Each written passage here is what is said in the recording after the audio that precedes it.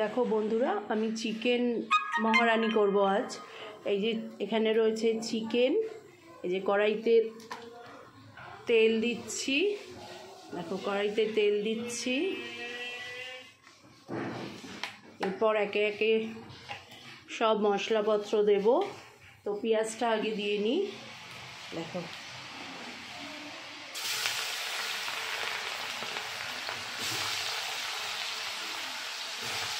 পেঁয়াজ দিয়ে দিলাম,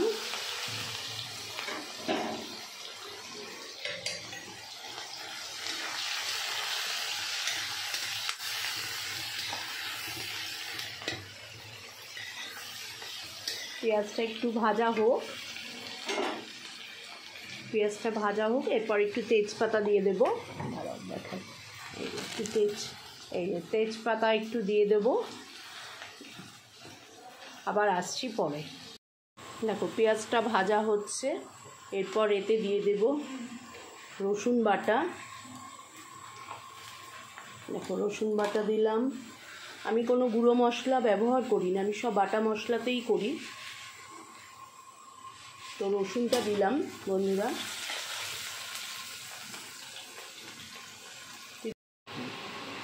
দেখো এবারে চিকেনটা দিয়ে দিচ্ছি।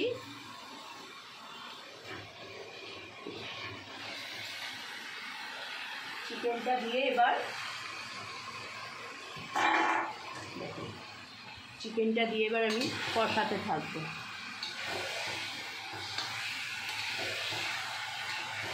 চিকেনটা দিয়ে বেশ কিছুক্ষণ কষাবো, মানে ধরে নাও 20 থেকে 25 মিনিট তো ভালো করে আমার কষাতেই লাগবে।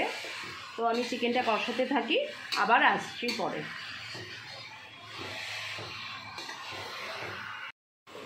রসুন দিয়েছি বন্ধুরা, তারপরে এবার আদা বাটা দিয়ে দিচ্ছি। দেখো এই আদা বাটা দিচ্ছি, একটু জিরে বাটা দেবো। আমি গুঁড়ো মশলা খাই না, জিরে বাটা দিলাম।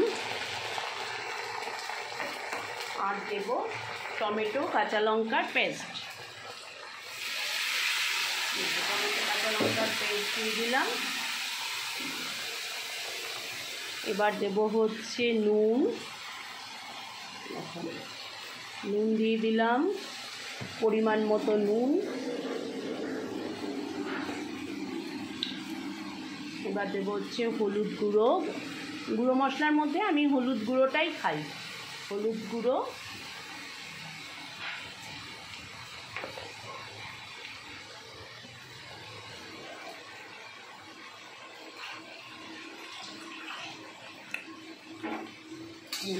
দিলাম।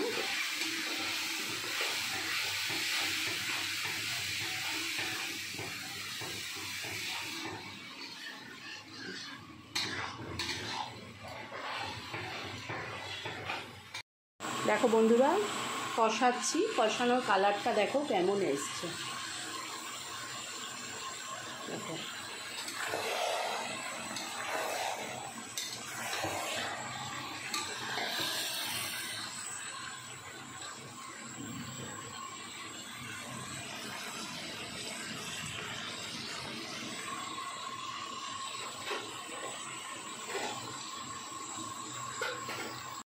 দেখো চিকেনটা এখনও কষানো হচ্ছে। চিকেনটা খুব ভালো করে কষাতে হবে।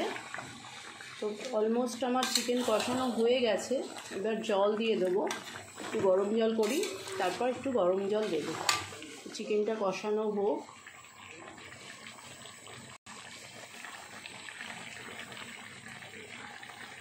দেখো দেখতে থাকো, আবার পরে আসছি। দেখো বন্ধুরা এটা আমার কষানো হয়ে গেছে। দেখো তেল ছেড়ে দিয়েছে, দেখেছ? দেখো এবারে একটু গরম জল দিয়ে দেব, পরিমাণ মতো গরম জল দেবে।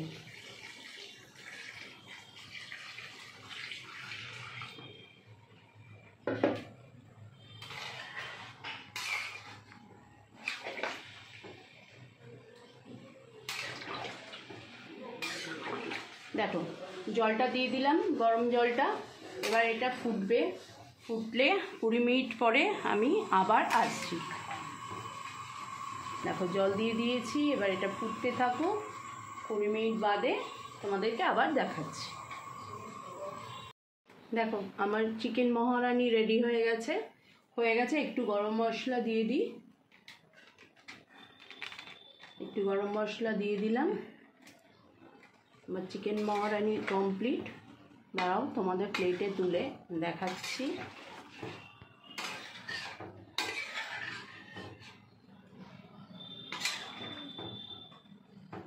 দেখো আমার চিকেন মহারানি রেডি। এটা তোমরা রুটি, পরোটা, ভাত, পোলাও, ফ্রাইড রাইস সবার সাথে খেতে পারবে।